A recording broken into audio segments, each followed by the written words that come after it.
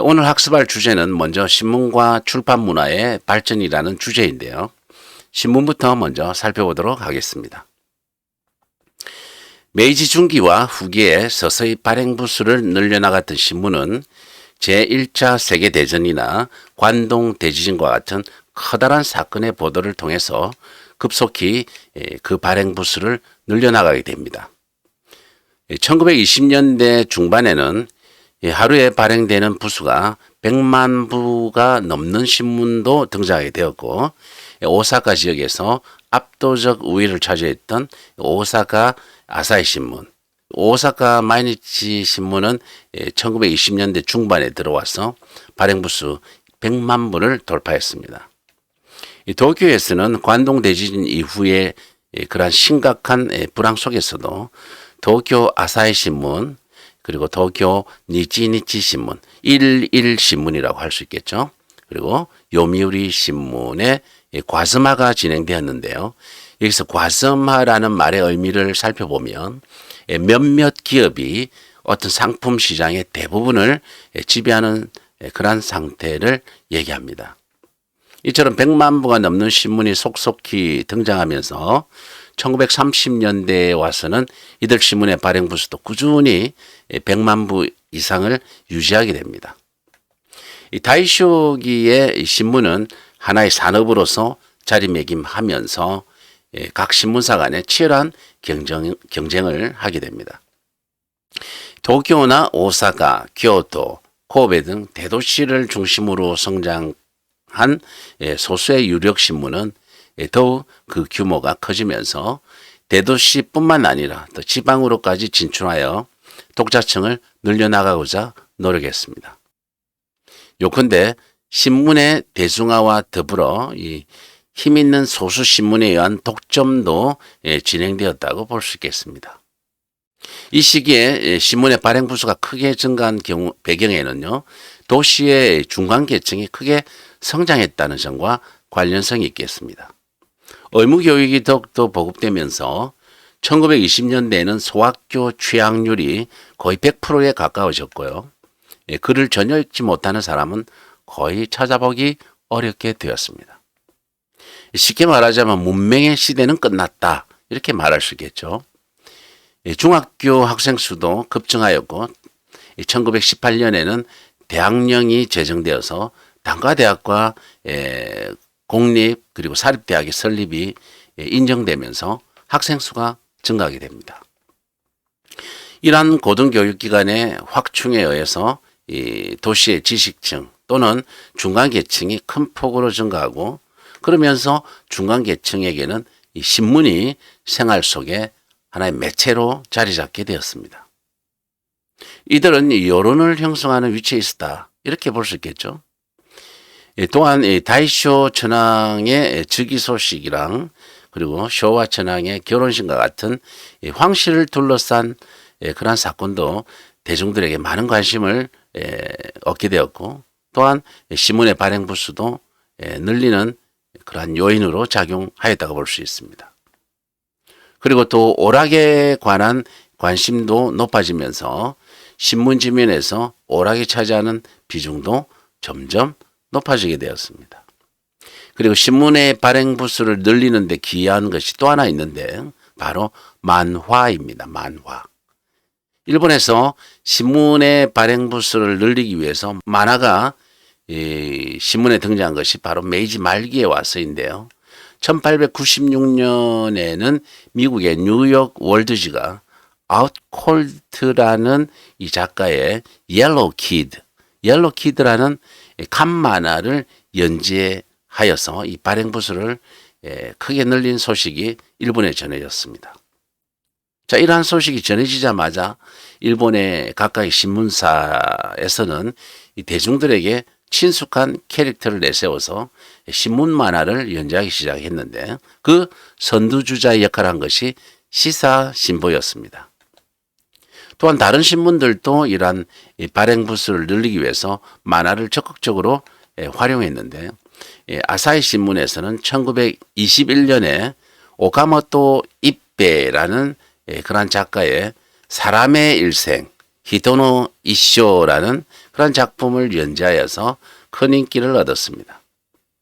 이 관동 대지진 이후에 호치 신문에서는 1930년에 아소 유타카라는 작가의 태평한 아버지, 농기나 토상이라는 작품을 연재하여 큰 인기를 누리기도 했습니다.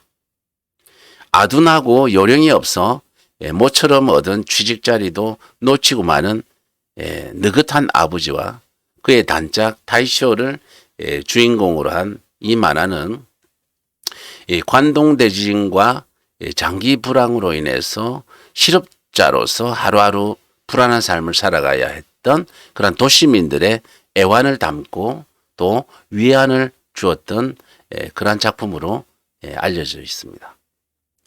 이런 형태의 만화를 흔히 용꼬마 망가라고 합니다.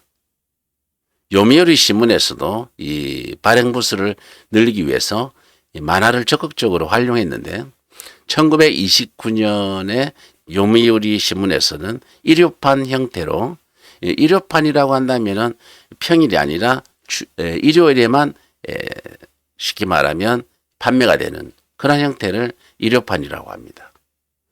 그래서 일요판 형태로 요미우리 선데이 만화가 발행이 됩니다.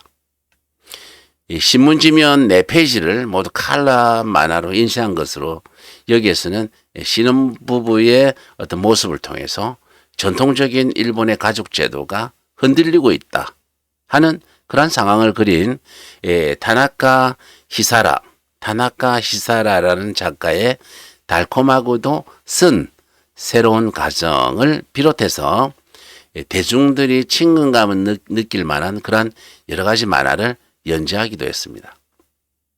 이번에는 다이쇼기의 출판에 관해서 살펴보도록 하겠습니다. 이 다이쇼기에는 출판 활동이 활발히 전개되어 잡지나 서적과 같은 이 출판물이 대량으로 생산되었는데, 이 출판사 간의 경쟁이 치열해지면서 출판물의 대량 소비를 촉진하기 위한 다양한 선정과 마케팅 전략이 동원되기도 했습니다. 특히 쇼와 초기에 들어서면 출판 활동이 더욱더 활발히 진행되어서 서적이나 잡지의 종류가 크게 늘어나고 발행 부수도 급증하게 됩니다. 잡지의 종류만 보더라도 종합 잡지를 비롯해서 예컨대 부인 잡지라든지 소년 잡지라든지 소녀 잡지 등등 다양한 장르의 잡지가 대량으로 판매되었고, 또 종합 잡지 같은 경우에는 지식인들의 그리고 도시의 중간계층들을 독자로 하는 그 시사적인 문제를 주로 다루었겠죠. 그렇게 시사적인 문제를 다룸으로써 또 하나의 여론을 형성하는데 중요한 역할을 하였다, 이렇게 볼 수 있고요. 또 사상적인 측면도 다룸으로써 서구의 새로운 사상을 소개하고 또 진보적인 흐름을 주도했던 그러한 잡지가 이 당시에 태어났습니다. 그리고 여성 잡지는 가사, 즉 집안일에 대한 관심을 반영하여서 가사와 관련된 다양한 기사를 게재하기도 했고, 또 소년이나 소년 대상의 잡지는 학습 효과를 높일 수 있는 교양적인 읽을거리라든지 또 즐거움을 주는 오락거리 등을 게재하게 됩니다. 이런 점에서 볼 때 전전에 이미 성별과 연령을 기준으로 해서 독자를 세분화하는 잡지 출판의 기반이 거의 확립되었다, 이렇게 볼 수 있겠습니다. 다이쇼기에 와서 이 출판 활동을 주도한 것이 바로 고단샤라는 출판사입니다. 이 고단샤는 1909년에 노마 세이지라는 분이 설립을 했는데, 이 대중오락에 초점을 맞춰서 빠르게 성장한 그런 출판사로 알려져 있습니다. 이 고단샤에서 발행하는 잡지의 발행 부수는 1930년에 600만 부나 되었고요. 이는 잡지 시장 전체의 약 한 7, 80%를 차지하는 그러한 규모였습니다. 자, 잠시 당시 코단시아가 출판사로서 호황을 누렸던 이유를 살펴보면 1920년에는 주식이 크게 폭락하게 됩니다. 그래서 이 주식이 대폭 나가면서 출판업계도 불황이 닥치게 됐는데 엎친 데 겹친 격으로 1923년 관동 대지진이 발생하게 되는데 당시 도쿄 내에 많은 출판사가 이 지진으로 인해 화재를 입고 또 방대한 수의 그러한 서적이 불타버리게 됩니다. 그 피해액을 본다면 현재 가격으로 아마 400억 정도, 400억엔 정도가 된다고 하는데 운 좋게도 이 화재 피해를 거의 받지 않았던 출판사가 바로 고단시아입니다. 그래서 고단시아가 최초의 베스트셀러를 만들어내서 드디어 이 출판업계의 탑을 차지하게 됩니다.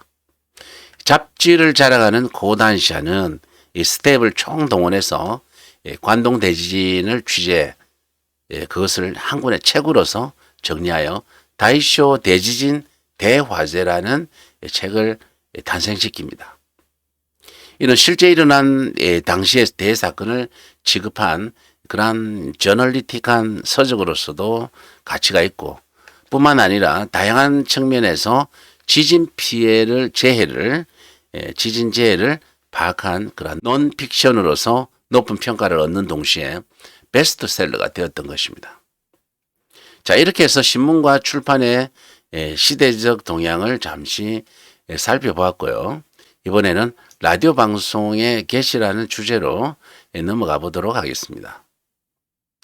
1925년에는 일본에서 처음으로 라디오 방송이 개시되어 대중매체로서의 역할을 하였다는 것은 여러분들도 잘 알고 계시리라 생각합니다. 이 라디오 방송은 유선이 아니라 무선 통신 기술이 발전하여 실현되었는데 1920년 11월 미국의 피츠버그에서 세계 최초로 라디오 방송이 시작되었습니다. 그리고 1922년에 200만 대 이상의 라디오가 보급될 정도로 미국에서 라디오 방송은 빠르게 확산되어 나갔다고 합니다.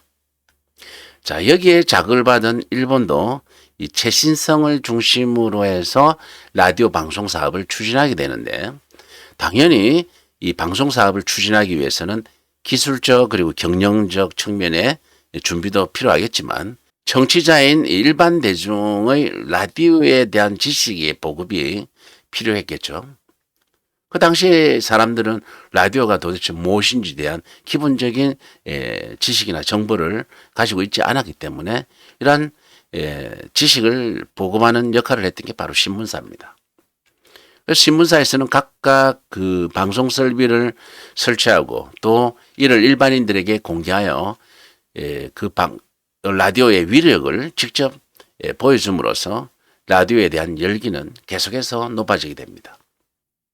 사건 사고를 얼마만큼 신속하게 정보를 전달하느냐가 메리트가 아니겠습니까?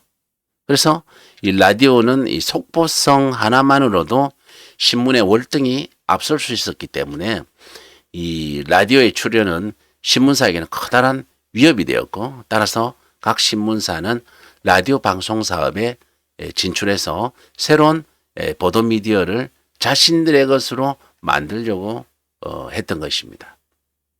일본 정부가 방송 사업을 허가하기로 결정하자 신문사나 그리고 통신사 그리고 방송기기 제조업자 등등이 한 100여 개 정도가 되는 단체에서 이 방송국 설립 계획서를 제출하였는데 일본 정부는 도쿄와 오사카 그리고 나고야에 각각 하나씩 방송국을 설치하도록 하였고 이 광고 금지 등 방송국의 영리 추구를 극히 제한하고 또 출연했던 사람들이 공동으로 방송 사업에 참여할 수 있도록 그렇게 조치를 취했다고 합니다.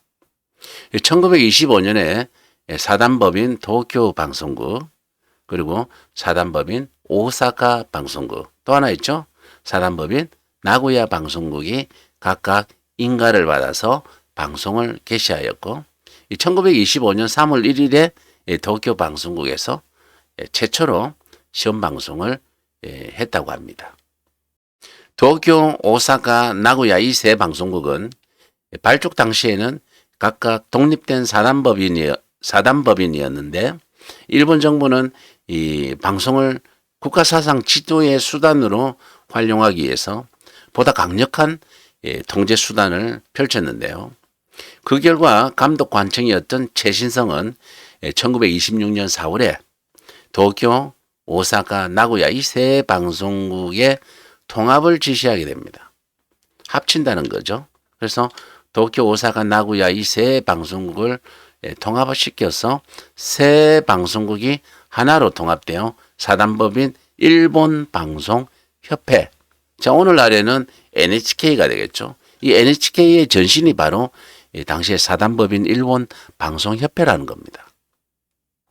이 일본방송협회가 설립되었는데 말하자면 일본의 라디오 방송은 일본 정부의 강력한 통제 아래에서 독점 사업으로 출발했다. 이렇게 우리가 평가할 수 있겠죠. 1928년에는 전국 중계망이 갖춰져서 지방에도 여러 라디오 방송국이 설치되면서 라디오는 거의 전국을 포괄하는 그런 미디어가 되었고 1928년에 수신 계약자 수를 보면 불과 50만 가구 정도였는데 나중에 계약자 수를 늘려서 1941년도에 그 계약자 수를 보면 600만 가구를 넘어서게 되었다라는 그런 통계가 있습니다. 방송 초기에 방송국은 신문사로부터 자료를 받아 뉴스 방송을 개시했는데 신문사는 신문 판매 부스에 대한 역량을 나름대로 고려하여서 이미 신문에서 보도한 뉴스만을 제공하고 자사의 특종이나 그리고 중요 뉴스는 방송국에 제공하지 않았다고 합니다. 그렇지만 1926년에 다이쇼 천황이 사망했을 무렵에는 라디오는 연예 프로그램 등을 모두 중지시키고 뉴스 방송에 전념했다고 합니다. 그리고 밤낮으로 이 국내성에서 발표되는 내용을 전국적으로 방송했기 때문에 신문 호외가 배달됐을 때는 이미 독자들은 라디오를 통해서 정보를 다 듣고 이미 잠자리에 든 상태였다. 이렇게 볼 수 있겠죠. 라디오가 등장하기 전만 해도 신문사에서 정규적으로 발행되는 그런 신문 이외에 갑작스럽게 긴급 소식을 전해야 할 경우에는 찌라시와 같은 그러한 광고 전단지와 같은 그런 형태의 전단지를 돌리거나 판매를 했다고 하는데 이걸 신문 호외라고 합니다. 신문 호외라고 하는데 이러한 신문 호외를 통해서 뉴스 속보를 전달하는 방식은 이미 이제 라디오 등장과 함께 거의 사라지게 되겠죠. 라디오는 이 전파를 통해서 상간벽지에도 같은 시간대에 도달할 수 있다는 점에서 볼 때 이 도시와 농촌의 문화적 그 격차를 축소시키는데 중요한 역할을 했다고 봅니다. 라디오는 전국의 날씨 그리고 일용품의 어떤 가격이라든지 그리고 주식, 기타 생활과 관련된 정보를 제공해 줬을 뿐만 아니라 야구나 수영 그리고 일본인들이 좋아하는 그 스모 등과 같은 스포츠도 중계하였고 또 라디오 체조도 방송하여 전 국민이 일제히 체조를 하는 그러한 관행도 보급시켜 나갔다고 합니다. 당시의 그 라디오 체조 방송을 잠시 들어보도록 할까요?